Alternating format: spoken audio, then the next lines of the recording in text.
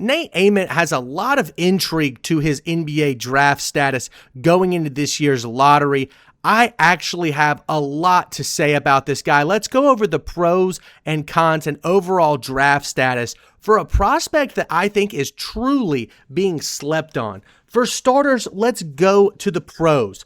Number one, this guy is a great contested shot maker. Not only does he thrive with contact, he can use that to get to the line better than almost any other prospect in this draft. He was averaging over 7 free throws a game as a true freshman at Tennessee. I thought that was really impressive. But what really stood out to me was his ability to use his length to shoot over defenders, and he can make shots from the mid-range while being absolutely draped.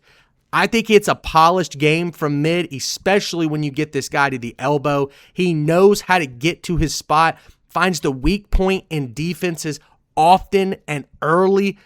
I think he has a beautiful shooting form. He thrives with volume. He is a score-first type of offensive player, and he honestly can shoot the ball fairly well from three. I believe he only averaged 33% from three-point land this season as a freshman. But looking at attempts with volume, games where he shot at least 4 or more three-pointers, he was 40 for 102 in those games, so just under 40% from three. And those are games like on the road against Alabama, on the road against Kentucky, versus Auburn in the SEC tournament. This was a Tennessee team that played a lot of meaningful games, and he had a lot of high points with them. I love his frame. 6'10", has a great handle and honestly fluid body movement for his size. He's got the ability to create off the dribble. You could see that versus some of the non-conference opponents early in the season. As you got later into the year, you saw him start to close down his range of shooting closer to the mid-range and towards the basket.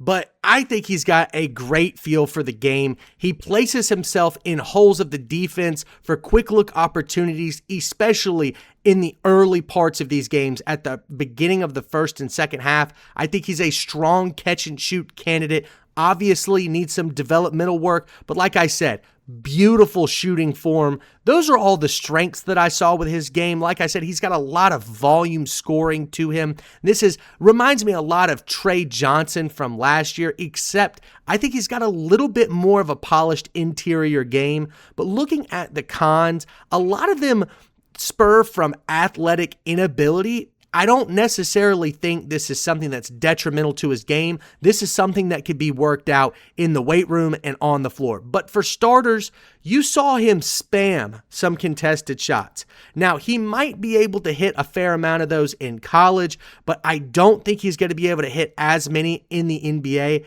And if that's not coached out of him, it's going to be hard for him to see the floor. One of the biggest cons to developing players is having inefficient scoring. You see those players often get moved off the starting lineups onto the bench, deeper into rotations, and eventually off of their teams. Prime example of this is Cam Thomas, one of the best get-a-bucket players in the NBA, but can't seem to find a stable home on a starting lineup because of his inefficiency, lack of passing ability, etc. Now, Ament doesn't necessarily have that bad of an issue. I just see it a little often, especially in these big-time games. Houston, Michigan, those were two teams that played him really well. Those were a part of his bad games in my notes.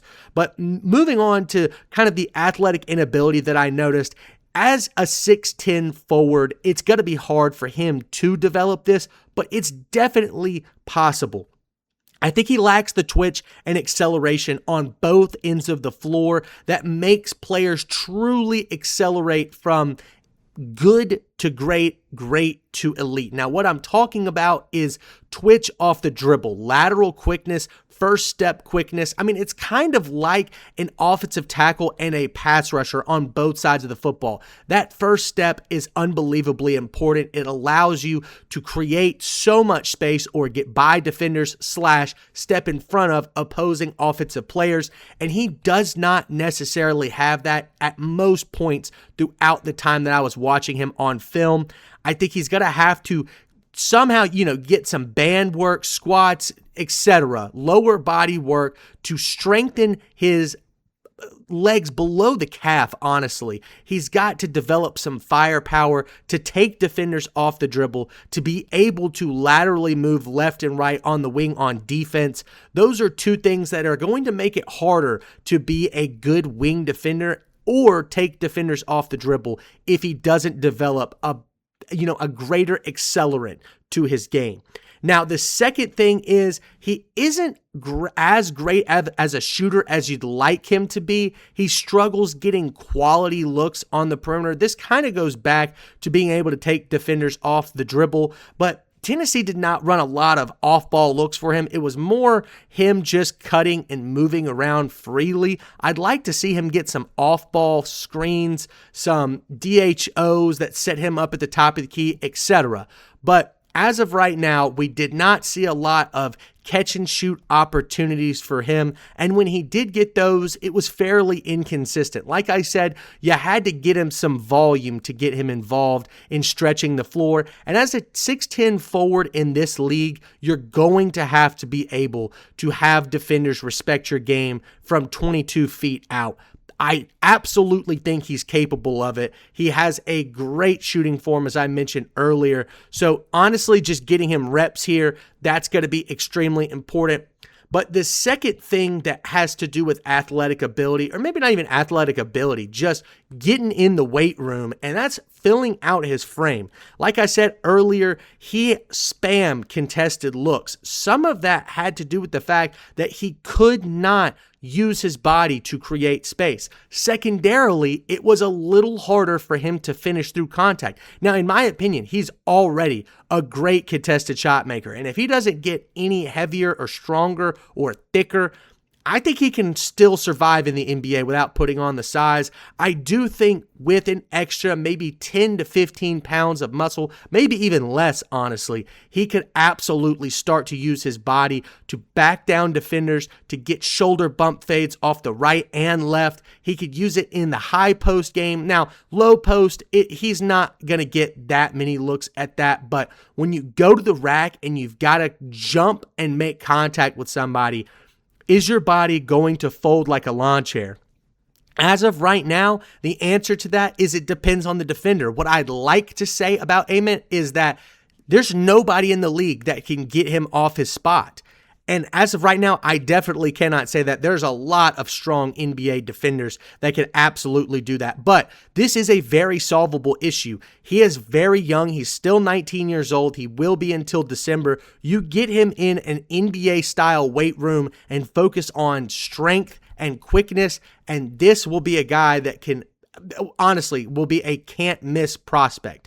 Now, the last thing I want to talk about goes back to the twitchiness, but I just didn't see it on tape. And this guy did not show a lot of potential as an on-ball defender. Kind of reminded me of Jabari Smith Jr. in that. Now, I actually made him the comp to Jabari Smith Jr., but there's a lot of other players that could be comped to Nate Ament's game. But like I said, his feel for the game gets him in position for defense. Like, he had some pretty good counting stats. He was averaging over 0.6 blocks and a steal per game.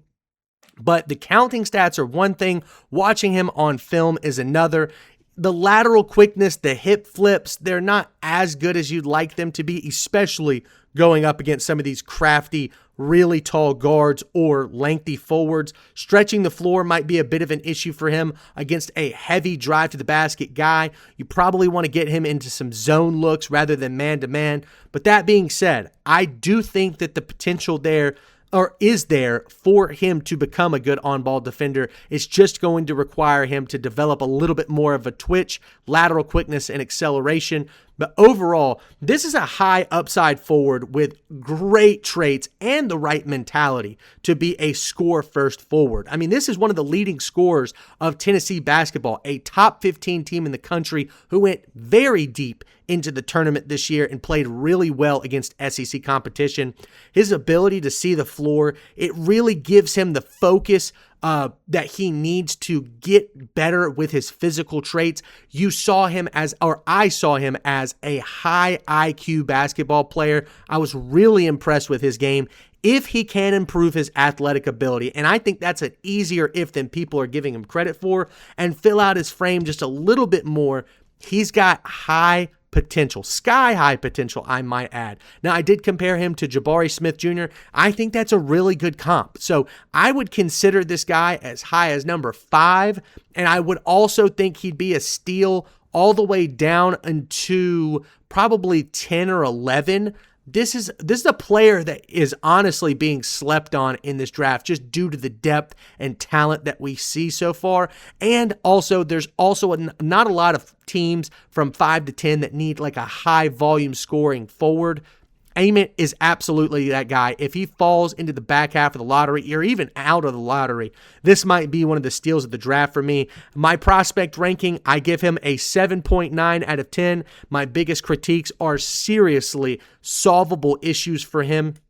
That being said, the pros are out of this world. If you just continue to give him volume shots, get him on a developing team, he is going to fill out that frame and be a true threat in the league. So let me know what other prospects you want me to talk about. Be sure to tune in to the rest of those. Thank you guys so much for watching, and we'll see you next time.